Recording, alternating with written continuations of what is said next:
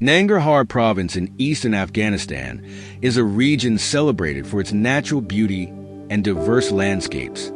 The Tora Bora Mountains and the Spin-Gar Range offer stunning views with their dramatic snow-capped peaks and deep, rugged valleys, making them a paradise for nature enthusiasts and hikers. The Pachir River flows gracefully through the province, providing lush, green riverbanks that support the region's rich agricultural lands. In the fertile Kama district, vast orchards of oranges and other fruits create a lush, vibrant landscape that is visually striking. Nangarhar district, known for its scenic villages surrounded by green fields and majestic mountains, adds to the region's charm.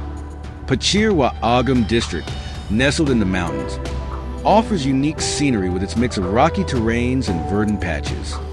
Sauerkraut is renowned for its beautiful gardens and farms, showcasing a variety of crops and fruits. Overall, Nangarhar's natural beauty is characterized by its dramatic mountain landscapes, fertile valleys, and lush greenery, offering a picturesque and serene environment that captivates all who visit.